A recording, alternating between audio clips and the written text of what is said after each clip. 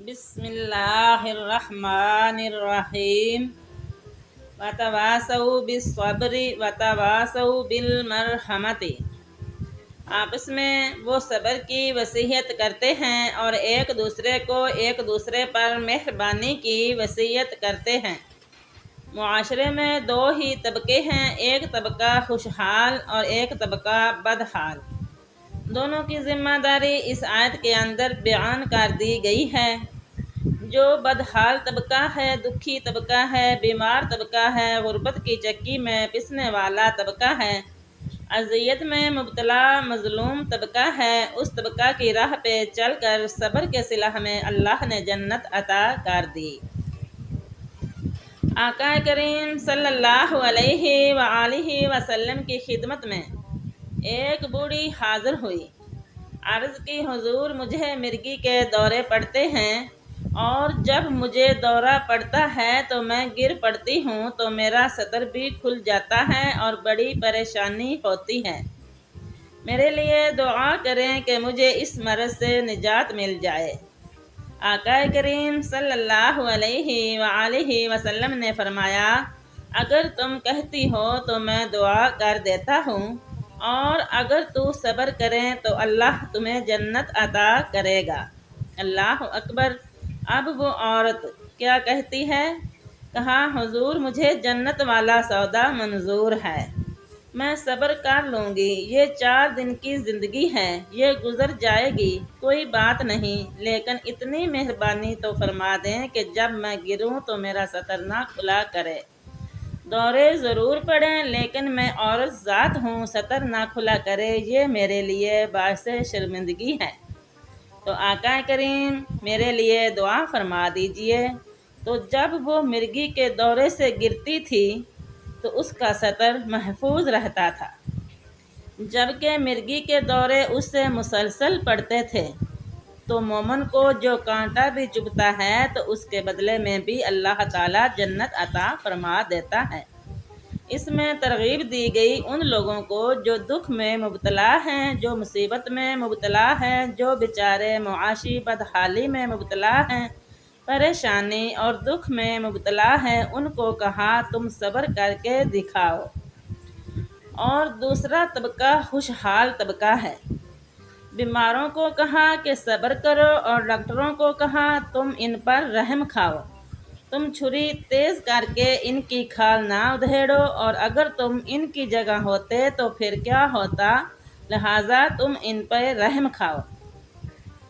امراء کو کہا گیا کہ تمہیں کوئی سرخاب کے پر تو نہیں لگے ہوئے کہ تمہاری جھولی میں دولت زیادہ آ گئی، بڑے بڑے تھے سمجھدار، دانا، بینا، غربت کی چکی میں پستے ہیں، اور تمہیں اگر دولت زیادہ دے دی گئی ہے تو اس سے اپنی دنائی شمار نہ کریں، تمہارے جیسے دانا گلیوں میں رل رہے ہیں، تم اپنی محنت کی اس میں مثال نہ دو، تم سے زیادہ محنت کرنے والے وہاں نہیں پہنچ پائے جہاں تم پہنچ گئے ہو، اس لیے ان سے کہا ان کے حصے کا رزق جو ہے وہ بھی ہم نے تمہاری جھولی میں ڈال دیا تھا تاکہ تمہیں ثواب ملے، اس لیے تم ان کو ڈھونڈو، ان کو تلاش کرو، تم ان کو خیرات کر کے ان کی دعائیں بھی لو اور اللہ کے کرم کے حقدار بن جاؤ۔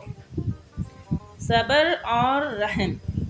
ایک طبقے کو کہا کہ صبر کر کے دکھائے، دوسرے طبقے کو کہا کہ تم رحم کرو، تاکہ ایک صبر کر کے اجر پائے، ایک رحم کر کے اجر پائے، اور حضور کی ساری امت اللہ کی رحمتوں کی حقدار ہو جائے۔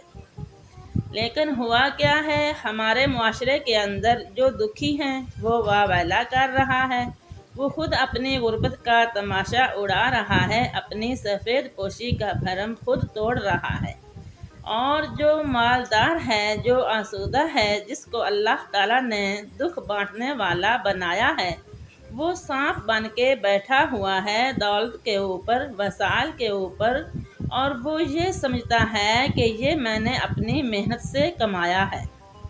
ان غرباء کا اس کے اندر کیا حق ہے؟ اور اگر اس کو دیتا بھی ہے تو ذلیل کر کے دیتا ہے۔ حضرات گرامی، کاش کہ قرآن کے اس اسلوب کو ہم سمجھیں اور معاشرے کے یہ دونوں طبقے، امیر طبقہ اور غریب طبقہ، دکھی طبقہ اور آسودہ طبقہ، بیمار طبقہ اور اس کا علاج معالجہ کرنے والا طبقہ، یہ سارے لوگ جو ہیں وہ مل جل کر بیٹھیں، ایک صبر کرنے بیٹھ جائیں، ایک رحمت کرنے بیٹھ جائیں۔ بتاؤ معاشرے کے اندر کوئی دکھ موجود رہے گا؟ جب کوئی غم خوار موجود ہو تو دکھ بھی نہیں رہتا۔ وہ کیا کسی نے کہا تھا نا کہ یہ الگ بات ہے کہ تم آئے تو دکھ کوئی نہیں، یہ الگ بات ہے کہ تم آئے تو دکھ کوئی نہیں، ورنہ درد تو یہاں ہزار رہتے ہیں۔ جب کوئی دکھ مٹانے آ جائے، تکلیف دور کرنے آ جائے تو پھر تکلیف نہیں رہتی۔ دکھ اس وقت اذیت ناک بن جاتا ہے جب انسان تڑپ رہا ہو اور کوئی حال پوچھنے والا بھی نہ ہو۔